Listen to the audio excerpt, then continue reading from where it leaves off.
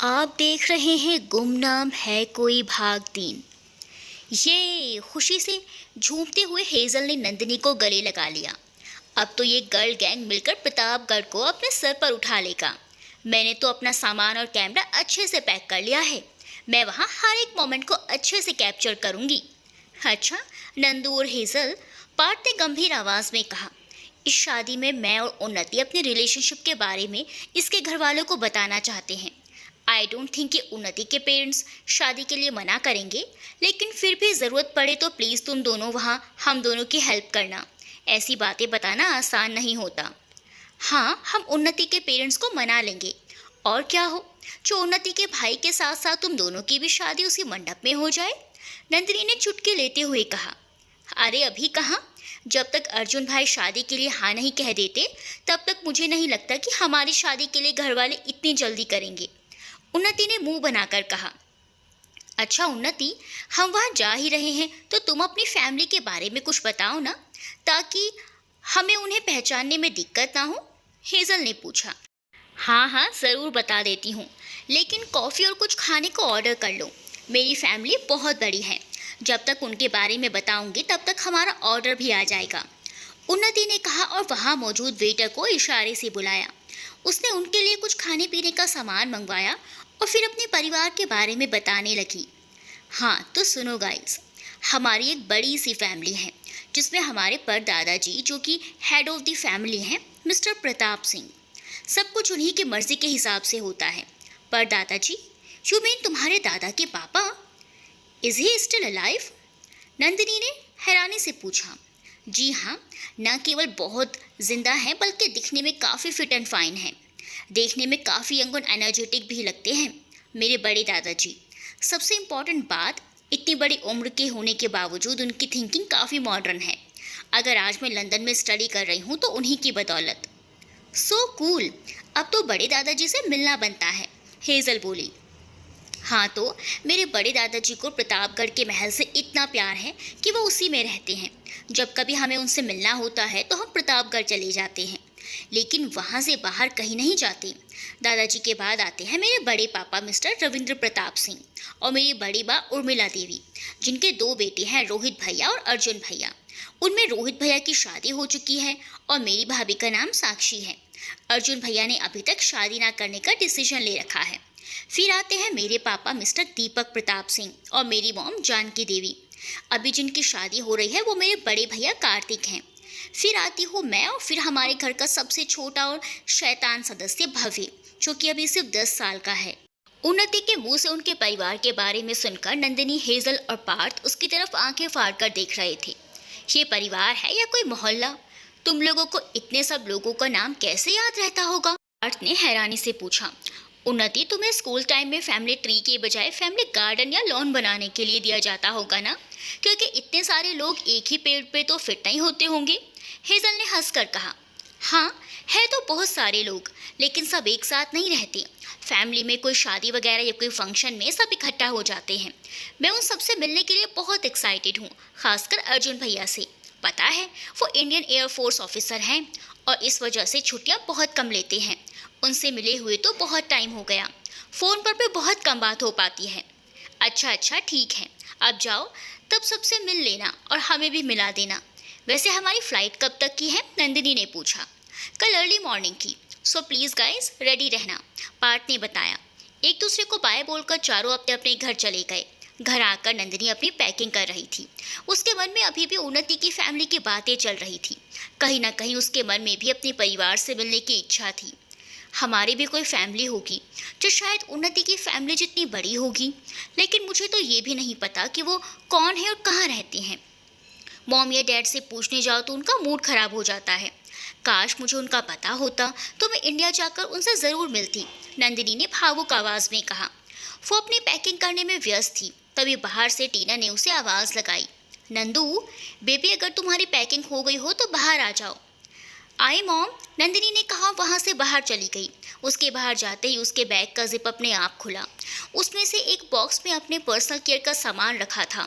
अचानक वो बॉक्स खुला और ना जाने उसमें कहाँ से एक सिंदूर की डिब्बी आ गई।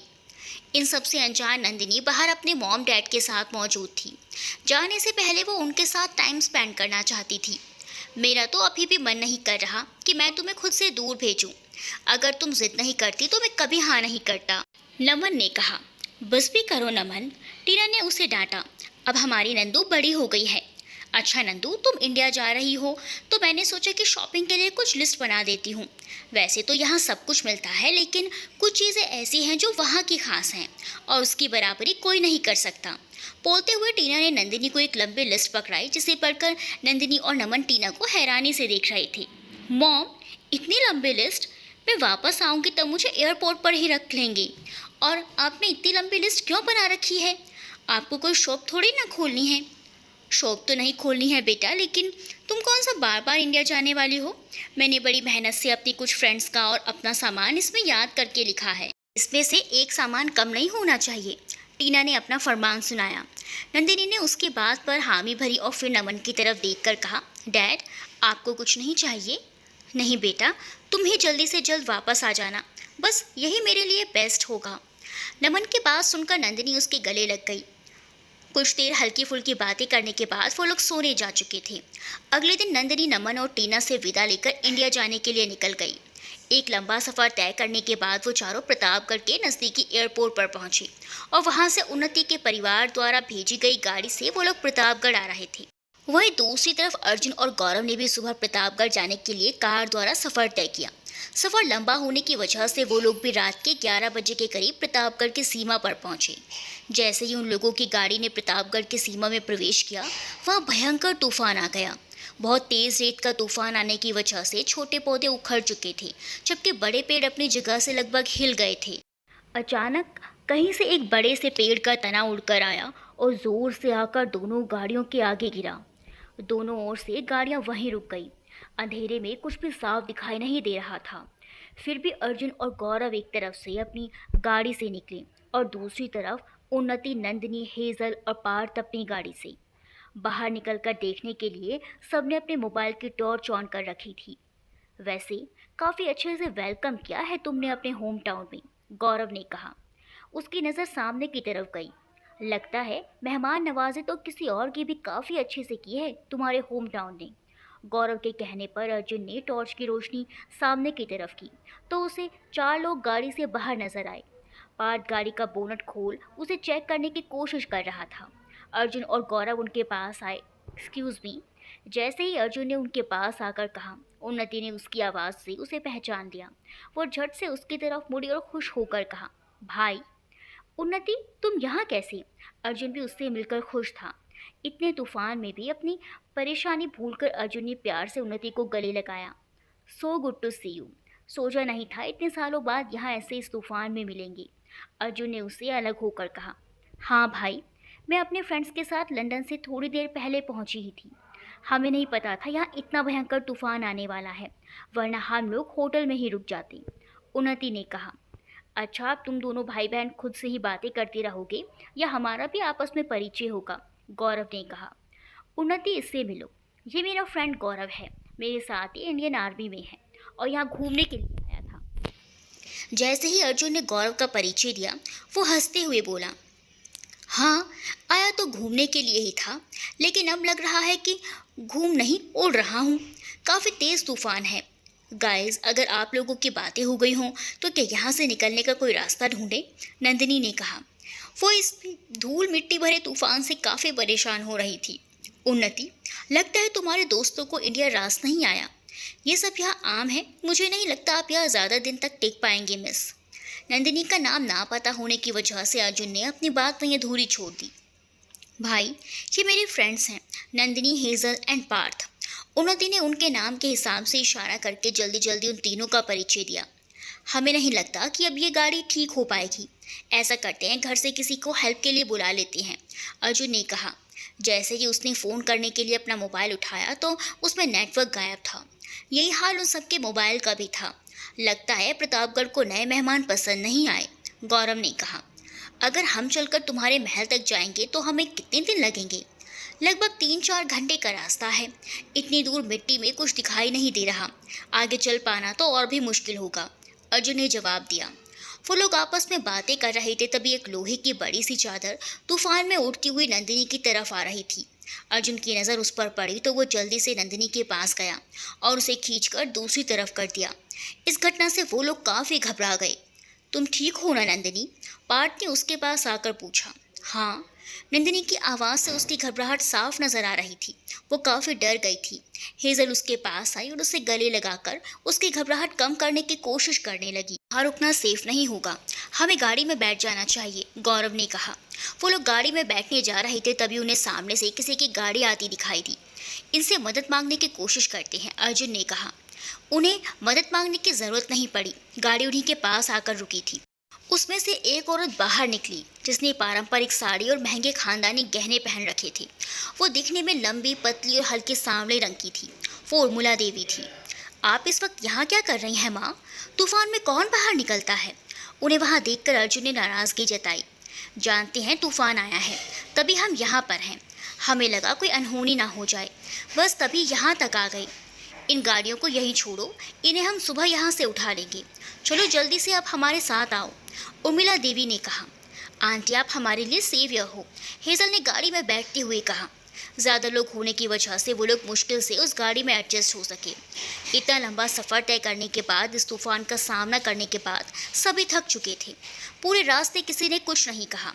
कुछ देर बाद वो लोग एक बड़े से महल के आगे खड़े थे। ये सिंह परिवार का पुश्तैनी महल था।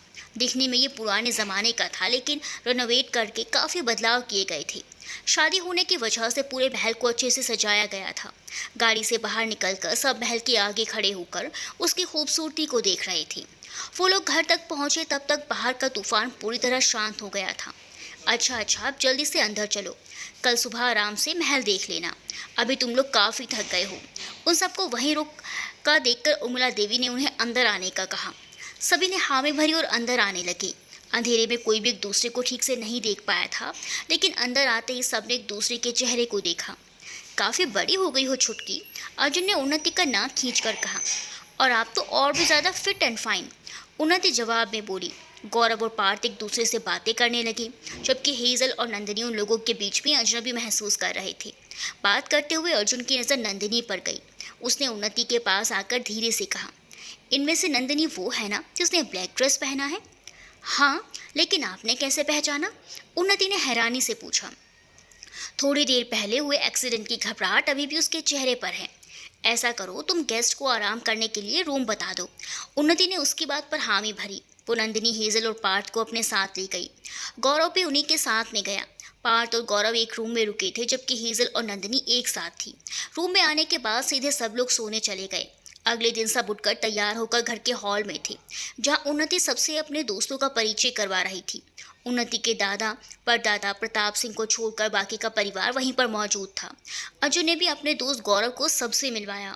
सब साथ मिलकर नाश्ता कर रहे थे। अच्छा अर्जुन, गौरव ने अर्जुन से धीरे से कहा, तुम्हारी बहन के साथ आई वो लड़की hazel, she is something different. Oh really? हम इंडियन आर्मी से बिलोंग करते हैं।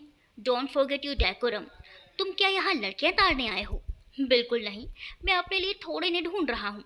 मैं तो तुम्हारे लिए देख रहा था। मुझे पता है मुझे किसके साथ अपनी लाइफ स्पेंड करनी है, लेकिन हेजल, तुम्हारी उसके साथ जोड़ी खूब जमेगी। अर्जुन का ध्यान हेजल की बजाय नंदिनी पर था। और वो दूसरी वाली? मतलब तुम्हें दूसरी वाली पसंद आई? गौरव ने उसे परेशान करने के लिए कहा। जवाब में अर्जुन उसे घूर कर देखने लगा। कितनी बार कहा है, खाना खाते टाइम बातें नहीं करनी चाहिए, उर्मिला ने उन दोनों के पास आकर कहा। और अर्जुन आप, हमें आपसे बहुत सारी शिकायतें हैं। शिकायतें तो हमें भी बहुत हैं। देखें ना मम्मी जी, हम पिछले 3 साल से इंतज़ार कर रहे हैं कि कब हमारी देवरानी आएगी, लेकिन अर्जुन भैया है कि शादी के लिए तैयार ही नहीं है। अर्जुन की भाभी साक्षी उसकी हाँ में हाँ मिलाकर बोली। साक्षी ने उर्मिला देवी की तरह साड़ी पहन रखी थी, लेकिन इस बार ऐसा नहीं होने वाला। शादी ना सही, लेकिन सगाई किए बिना हम इन्हें यहाँ से जाने नहीं देंगे। साक्षी की हाँ में हाँ मिलाते हुए उनकी चाची जानकी ने कहा। लगता है इस बार सच में मुझे यहाँ नहीं आना चाहिए था। आप सब लोग मेरे खिलाफ गैंग बनाकर बैठे हैं। अर्जुन ने जवाब दिया। गैंग बनाकर ना सही, लेकिन सच में हमने आपके लिए बहुत कुछ सोचा है, उर्मिला देवी ने गंभीर आवाज़ में कहा। अर्जुन उनके कहने का मतलब समझ रहा था, लेकिन उसने उस वक्त कोई जवाब नहीं दिया।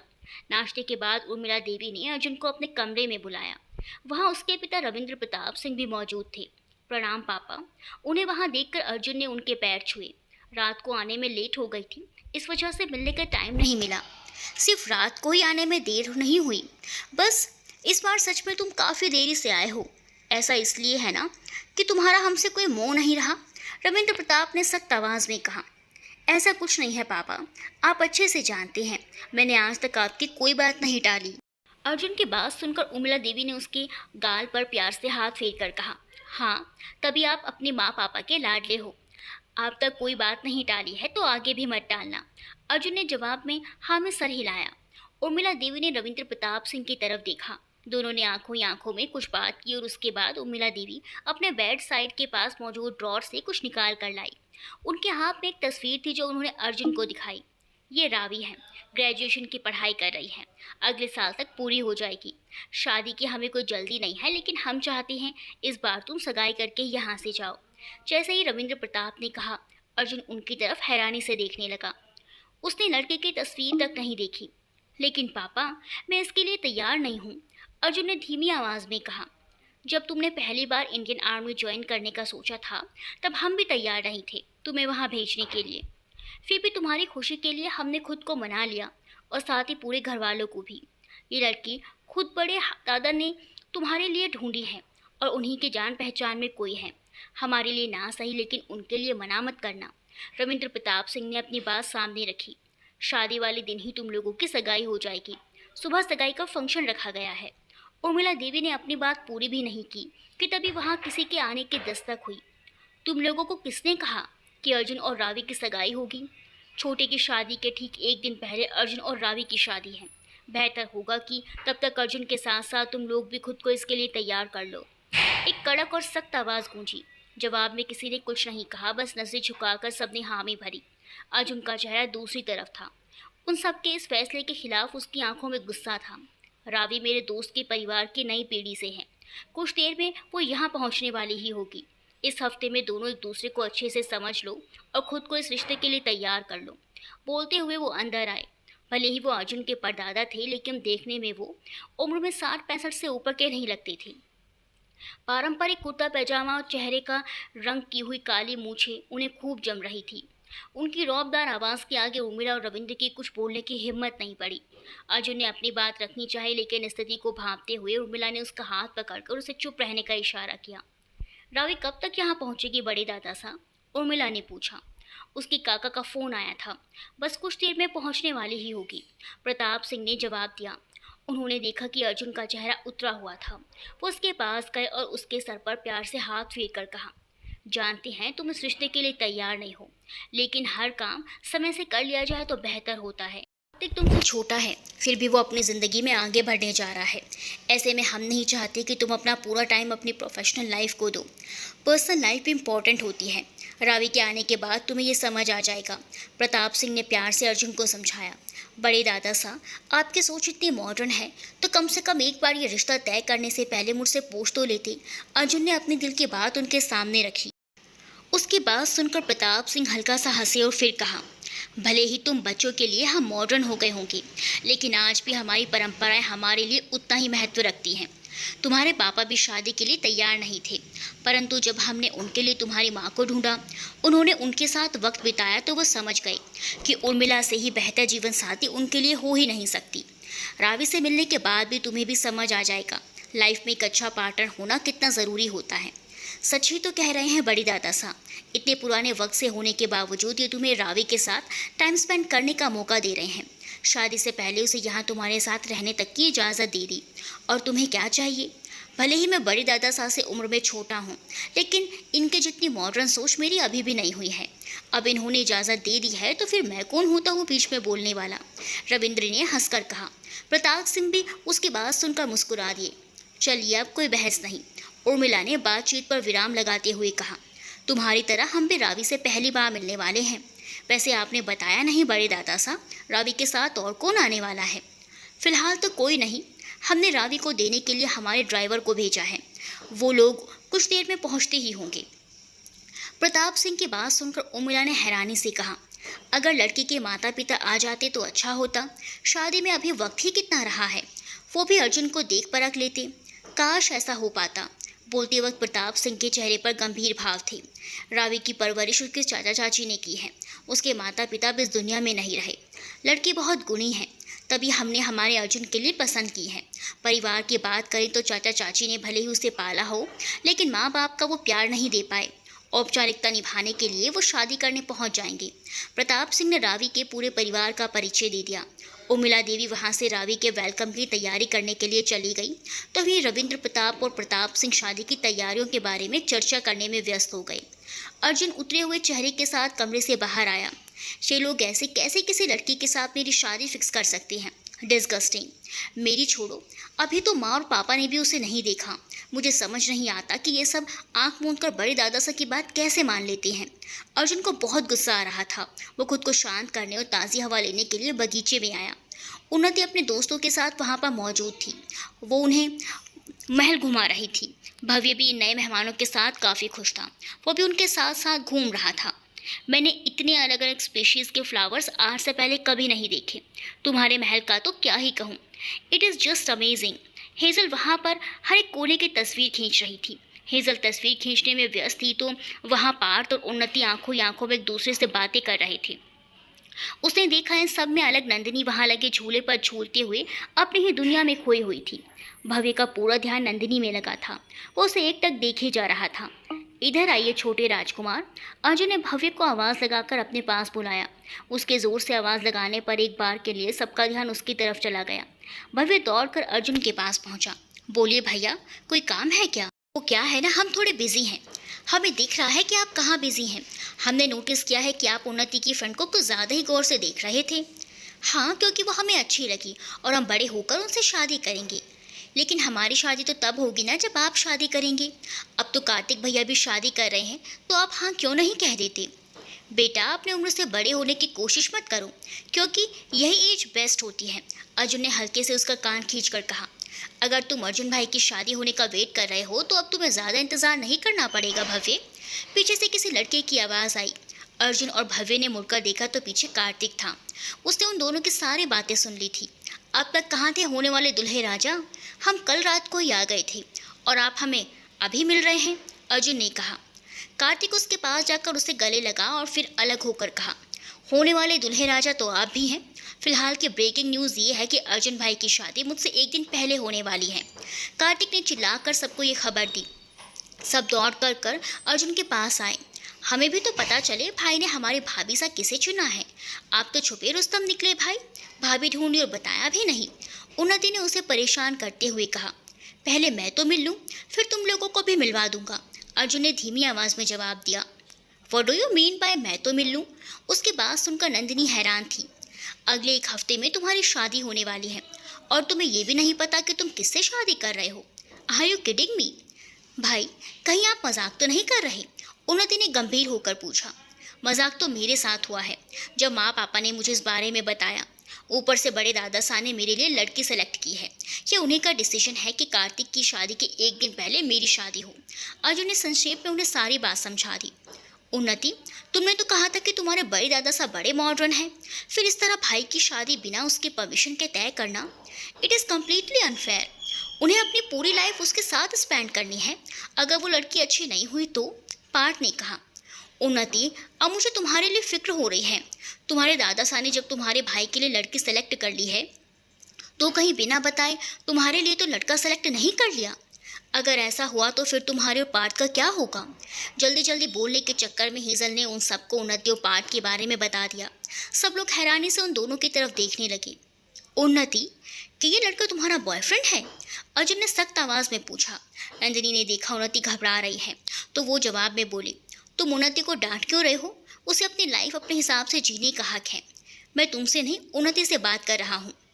इट वुड बी बेटर कि वही जवाब दे, अर्जुन ने हल्के गुस्से में कहा। कुछ देर के लिए वहाँ शांति छा गई। फिर उन्नति ने घबराते हुए हाँ में सर हिलाया। भाई प्लीज़, अभी घर वालों को इस बारे में कुछ मत बताना, वो हर चीज़ को गलत तरीके से लेंगे। गुस्से में उन्होंने मेरी शादी किसी और से कर दी तो मैं पार्थ के बिना रह नहीं पाऊंगी। उन्नति की बात सुनकर अर्जुन ने उसका हाथ पकड़ा और कहा, मेरे होते हुए ऐसा कभी नहीं हो पाएगा। आई प्रॉमिस, तेरी शादी उसी से होगी जिसे तू पसंद करती है। मेरे रहते तेरी मर्जी के खिलाफ तेरी शादी किसी और से नहीं होगी। हाँ, बातें तो बड़ी बड़ी की जा रही हैं, जबकि खुद की शादी रोक नहीं पा रहे। तुम पहले खुद के लिए तो स्टैंड ले लो, फिर उन्नति को सपोर्ट करना। नंदिनी ने तंज कसा। अगर उन्नति की तरह मैं भी किसी से प्यार करता तो जरूर स्टैंड लेता, अर्जुन ने जवाब में कहा। पीछे एक तीखी बहस शुरू हो चुकी थी, जिसे वहाँ के लोग चुपचाप सुन रहे थे। ज़रूरी नहीं आप हर बार अपने प्यार के लिए स्टैंड लो, कई बार खुद की भी इंडिपेंडेंस और खुद की खुशी के लिए भी स्टैंड लेना पड़ता है। आई डोंट अंडरस्टैंड, जब तुम उस लड़की से प्यार नहीं करती तो उसके साथ पूरी लाइफ कैसे स्पेंड करोगी? तुमने तो उसे अभी देखा भी नहीं, ना जाने वो कैसी होगी। कैसी भी हो, तुम्हारे जैसे तो बिल्कुल भी नहीं होने वाली, अर्जुन ने आंख दिखाकर कहा। मेरा तो मैं देख लूँगा, लेकिन उस लड़के का क्या होगा जिससे तुम शादी करोगी? वो दुनिया का सबसे लकी लड़का होगा जिससे मैं शादी करूँगी। और हाँ, अगर मैं उस शादी के लिए तैयार नहीं हुई तो अपने घर वालों को उसके बारे में कहूँगी, ना कि चुपचाप एक पपेट की तरह उनकी बातें मानूंगी। अर्जुन भाई, नंदू आप दोनों आपस में बहस क्यों कर रहे हैं? एंड भाई, अगर आपको वो लड़की पसंद नहीं आई तो हम लोग आपके फेवर में घर वालों से बात करने के लिए तैयार हैं, उन्नति ने उन दोनों को चुप कराने के लिए कहा। हाँ भाई, अगर आपको उस लड़की से शादी नहीं करनी तो हम सब मिलकर आपकी बात घर वालों के सामने रख सकते हैं। कार्तिक ने भी उन्नति की हाँ में हाँ मिलाई। उसकी कोई ज़रूरत नहीं है, अर्जुन ने नंदिनी की तरफ देखकर गुस्से में कहा। वो लोग बातें कर रहे थे, तभी महल के मेन डोर से एक गाड़ी तेज़ी से चलती हुई आगे आई। ये उनके बड़े दादा सा की गाड़ी थी, जो उनके अलावा कोई इस्तेमाल नहीं करता था। अर्जुन को याद आया, बड़े दादा सा ने उन्हें गाड़ी में रावी को लाने के लिए भेजा था। रावी आ गई। जैसे ही अर्जुन ने कहा, सबकी नजरें उस गाड़ी पर टिक गई। अर्जुन उन्नति के दोस्तों के साथ खड़ा महल के बगीचे में बातें कर रहा था, जहां बातों ही बातों में उसकी और नंदिनी की तकरार हो गई। वो लोग वहां बातें कर रहे थे, तभी वहां एक गाड़ी आकर रुकी जो उनके बड़े दादा सा की थी। सबकी नजरें उस गाड़ी पर टिक गई, क्योंकि उसमें अर्जुन की होने वाली वाइफ रावी मौजूद थी। दादा सा ने अभी थोड़ी देर पहले बताया था कि उन्होंने रावी को लेने भेजा है। शायद वो आ गई है। अर्जुन ने उन्हें सबको बताया। ओह, तो हमारी होने वाली भाभी सा का नाम रावी है? हम भी तो देखें कैसी लगती है हमारी होने वाली भाभी, उन्नति ने कहा। उन्होंने देखा गाड़ी में से एक लड़की उतरी, जो देखने में औसत कद की और गोरी थी।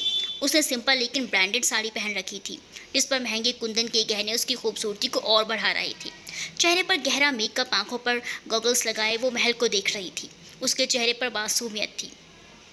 ब्यूटीफुल, लगता है होने वाली भाभी से ठान कर आई हैं कि पहली ही बार में भाई को इम्प्रेस करना है, कार्तिक ने अर्जुन को परेशान करने के लिए कहा। जवाब में अर्जुन ने उसकी तरफ मुंह बनाया। ये तो ऐसे रेडी होकर आई है जैसे इसकी शादी आज ही होने वाली है, नंदिनी ने कहा। अर्जुन, आप रावी को लेने जाइए ना, मैं आप दोनों की फ़ोटो कैप्चर करती हूँ। आप दोनों की पहली मुलाकात को आप इस तरह फ़ोटो के ज़रिए संजो कर रख सकते हैं। बोलते हुए पार्थ ने हेजल के हाथ से कैमरा लिया। ये सब करने की कोई ज़रूरत नहीं है, और ख़बरदार किसी ने उसको ये बताया कि मैं ही अर्जुन हूँ, और तुम में से कोई भी मुझे उस लड़की के साथ यहाँ अकेला छोड़कर गया तो फिर अच्छा नहीं होगा। जैसे ही अर्जुन ने कहा, सब उसकी तरफ हैरानी से देखने लगे। वो उसकी बात पर कोई प्रतिक्रिया दे पाते उससे पहले रावी उसके पास आ गई।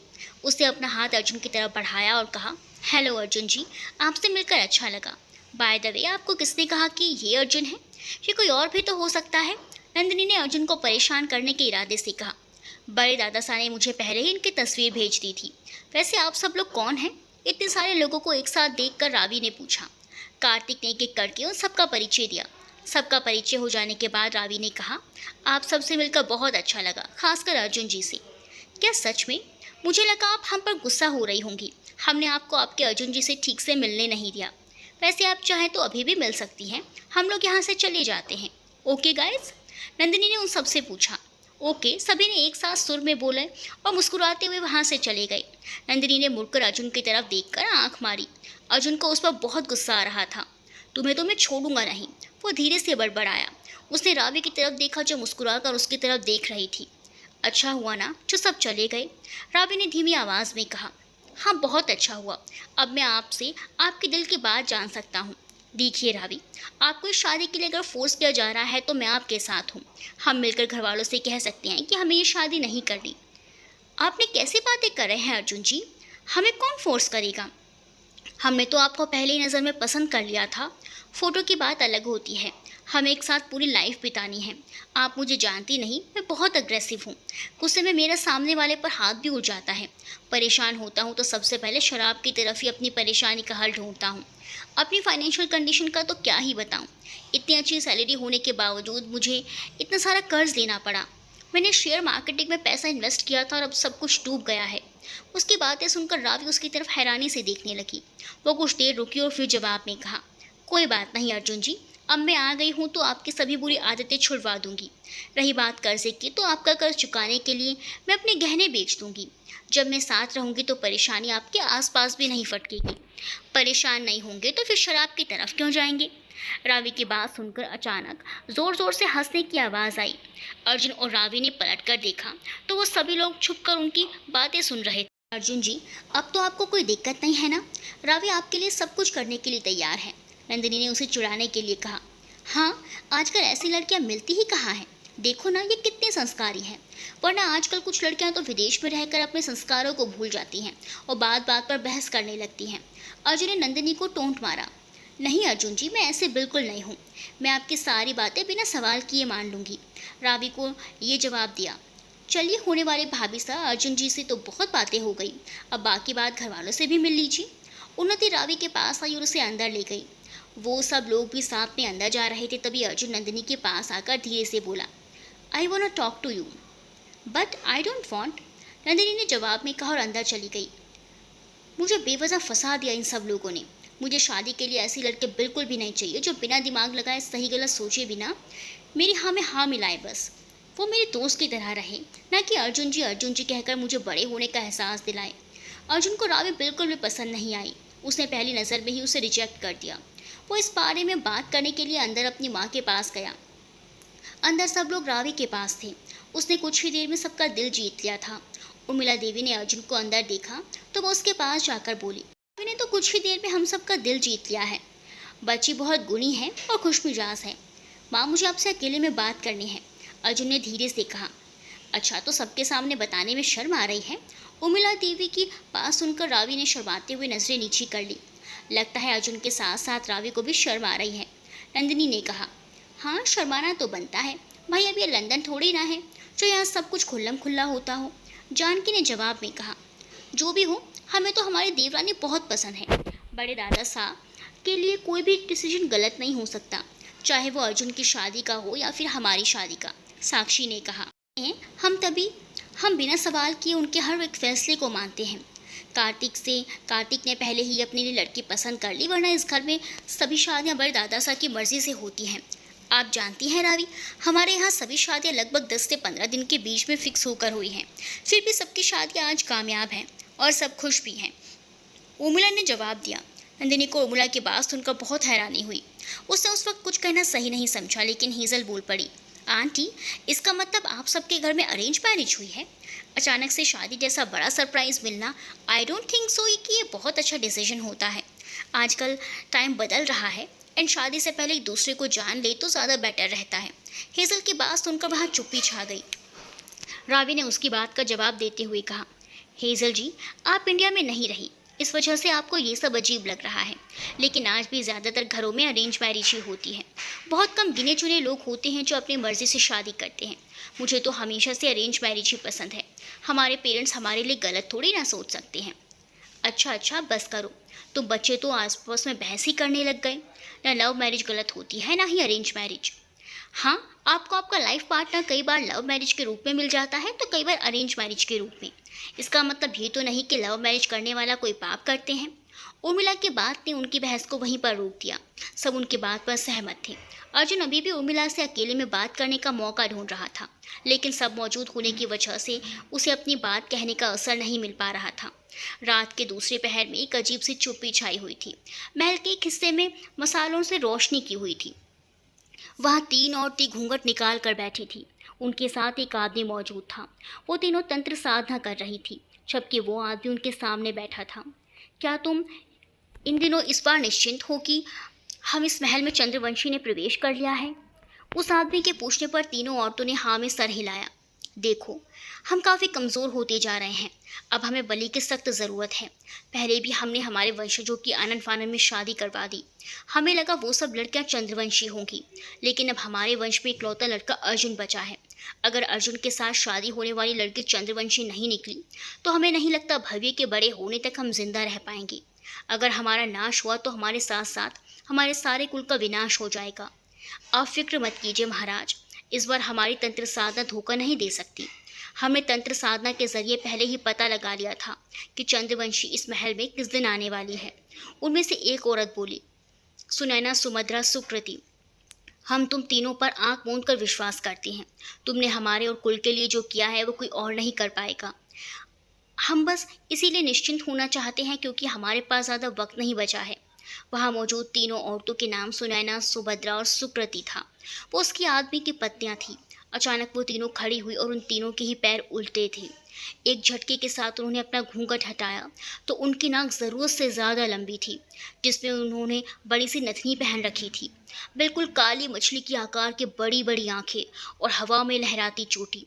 उन तीनों को देखकर साफ लग रहा था कि वो इंसान नहीं थी। हमने तब इस वंश पर आँच आने दी थी, ना ही अब आने देंगे। इस कुल के सुख और समृद्धि के लिए हमने अपनी हर पहली चंद्रवंशी पुत्र वधुओं की बलि चढ़ाई है। आज भी उन सबकी चीखें इस महल में गूंजती हैं। इतना आसान नहीं है हमारे तंत्र को तोड़ना। यकीन मानिए वो लड़की रावी ही अब आपकी अमरता में मुख्य भूमिका निभाएगी, सुभद्रा ने कहा। उस आदमी ने उसकी बात पर हामी भरी। तुम लोग अपने काम में लगी रहो। किसी भी चीज़ की ज़रूरत हो तो आंख बंद करके याद कर लेना, मैं हमेशा तुम्हारे लिए हाजिर रहूँगा। और हम भी आपकी सेवा में हमेशा हाजिर हैं स्वामी। वो तीनों औरतें एक साथ बोली और उस आदमी के आगे झुक गई। उनके ऐसा करने पर उसके चेहरे पर मुस्कुराहट थी। उन तीनों से बात करके वो वहाँ से चला गया। To be continued. क्या अर्जुन रावी से अपनी शादी होने से रोक पाएगा या इस जाल में वो फंसता चला जाएगा?